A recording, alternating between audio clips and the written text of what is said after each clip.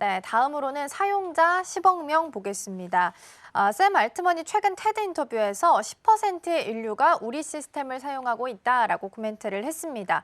이 숫자가 나오게 된 이유를 좀 배경을 살펴보면 주간 활성 사용자 수가 마지막으로 확인해 봤을 때는 5억 명 이상이다라고 이야기했다라고 하고요. 백스테이지에서는 몇 주 만에 2배로 늘었다라고 이야기를 했기 때문에 사실상 어림잡아서 계산을 해봤을 때는 한 10억 명에 육박하는 것으로 잠정치 좀 조사를 할 수 있을 것 같습니다. 일단 이 샘 올트먼이 코멘트했던 이 부분에서 우리는 어떤 내용들을 좀 캐치할 수 있을까요?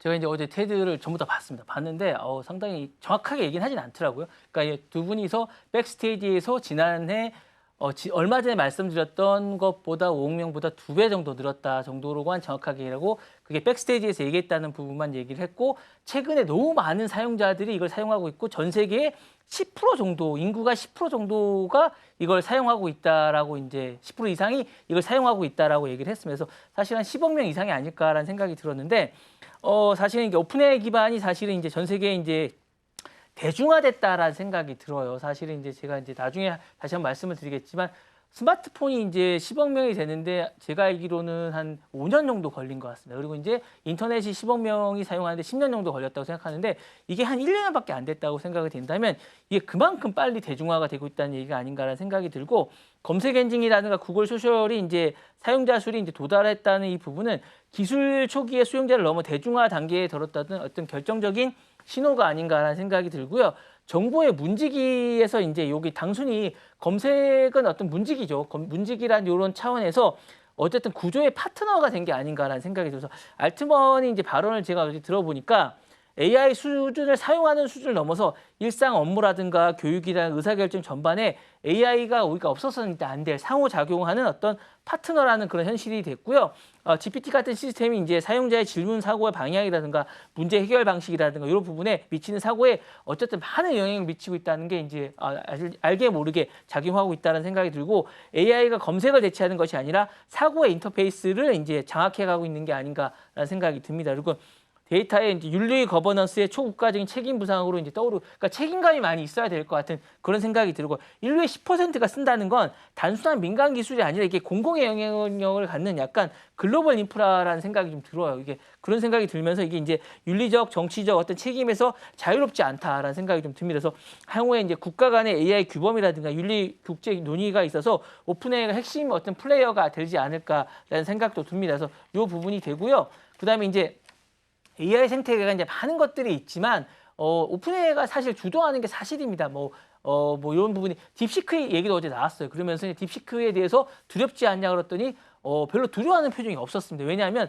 서로가 가는 길이 다르고 이 부분이 있었고 오픈소스에 대해서 향후에 공개할 생각이 있냐니까 이 부분도 향후에 이제 공개할 생각이 있다고 얘기를 했는데 딥시크가 생각만큼 방향을 불러일으키지 못한다고 생각하는 것 같습니다. 그래서 이 부분에 대해서 이제 그런 생각을 하는 것 같고요.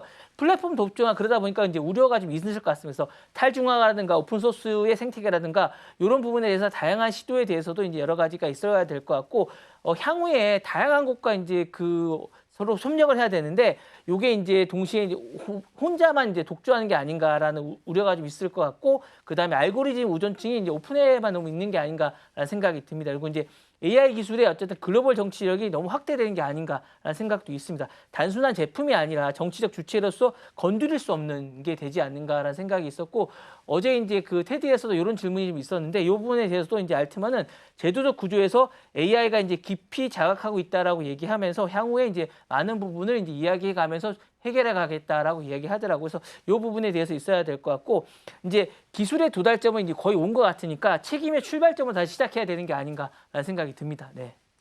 네, 오픈AI 가입자 수에 대해서도 좀 살펴봤습니다. 일단은 최근에는 지브리 스타일로 만들어진 네, 맞습니다. 이미지를 네. 많이 만들다 보니까 이 열풍에 대한 효과도 좀 톡톡히 본 것으로 보입니다. 4월 기준으로 해서 3월 말까지 지금 가입자 수가 5억 명 정도 돌파를 하게 되면서 3개월 만에 30% 이상 증가하는 모습을 보이기도 했습니다. 그만큼 AI가 인터넷이나 스마트폰보다도 우리 삶에 있어서는 더 빠르게 보편화되고 있는 모습을 확인할 수 있는 건데요. 향후 챗GPT로 인해서 우리의 삶은 어떻게 좀 변화를 맞게 될까요? 이게 사실은 여러 가지 변화가 있겠지만 지식을 습득의 방식 양식이 질문으로 재편되지 않을까라는 생각이 들어요. 그리고 이제 결정 장애가 많이 없어질 것 같아요. 그러니까 많은 분들이 결정 장애가 많았거든요. 이 부분을 챗GPT가 많이 없애줄 것 같습니다. 과거에는 정보를 얻기 위해서 검색을 하고 정독을 하고 분석을 이제 자신이 분석을 해야 됩니다. 자신이 분석을 해야 되고, 근데 이제 지금은 질문만 잘 던지면 요약, 해석, 비교해서 AI가 대신해 줍니다. 결정을 다 해줘요. 오늘 뭐 먹을까, 어디를 갈까 이런 것들을 AI가 다 해줍니다. 그래서 정보의 저장에서부터 질문 생성 능력까지 다 해주면서 무엇을 아는가 보다는 무엇을 묻는가가 더 중요한 시대이기 때문에 정교하게 자기가 묻고자 하는 것들을 잘 물으면 결정 장애가 정확하게 없어지는 시대가 됐으면서 무엇을 잘 묻는지가 중요한 시대가 된 게 아닌가라는 생각이 들고요.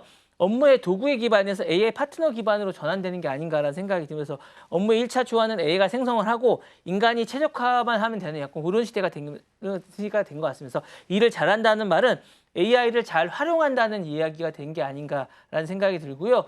AI는 교과서 중심에서 상호 중심으로 재평가되는 게 아닌가라는 생각이 들면서 맞춤형 설명이라든가 예시라든가 피드백이 반복적으로 경험하게 되면 이제 모든 사람에게 고급 과외 교사가 붙는 그런 효과가 될 것 같은 그런 생각이 들고, 사실은 이제 무조건 많은 분들이 제가 추천을 드리자면 챗GPT만 쓰시라고 얘기하는 건 아니지만 AI를 멀리하거나 뭐 두렵거나 이게 정확하지 않다라고 생각하실 게 아니라 점점 더 진화합니다. 써보시면 아시겠지만 이게 이제 사실 AI는 1대1 학습을 하는 건 정말 교육의 기본값이라고 할 수 있기 때문에 사용해 보시라고 권해드리고 싶고요. 사실 이게 기본이라고 할 수 있을 것 같은 그런 시대가 된 것 같고요. 사고 방식이 선형적에서 이제 대화형으로 다차원적으로 변화하게 됩니다. 사실 이거 사용해 보시면 압니다. 그래서 이런 게 되는 것 같고, 사실 인간은 기본적으로 직선의 흐름을 갖고 있습니다. 서론, 본론, 결론을 갖고 있는데 챗GPT는 대화를 하다 보니까 사실은 사고를 반복적으로 수정하고 있고 확장하고 재정의를 합니다. 그러다 보면 이 과정에서 창의적 글쓰기라든가 문제기라든가 전략기획이 새로운 패턴이 형성되는데 이런 걸 많이 배울 수가 있습니다. 그래서 이제 생각은 더 이상 혼자 하는 게 아니라 AI를 함께 하면서 확장해 갈 수 있는 이런 계기가 될 것 같고요.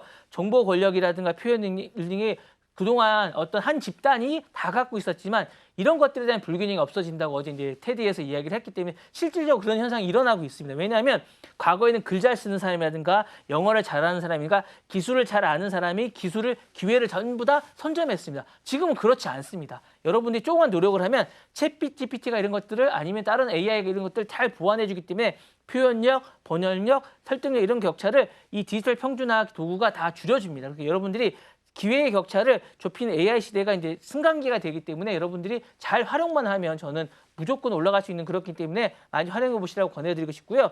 AI는 기술이 아니라 생활 양식을 바꾸는 약간 도구라고 생각하시기 때문에 많이 활용해 보시라고 추천드리고 싶은 생각이 들고 많이 바꾸게 되지 않을까라는 생각이 듭니다. 네. 네, 오픈 AI의 챗GPT까지 살펴봤고요. 지식 습득의 방식이 앞으로는 질문 형태로 바뀔 수 있겠다라는 한마디로 정리할 수 있겠습니다.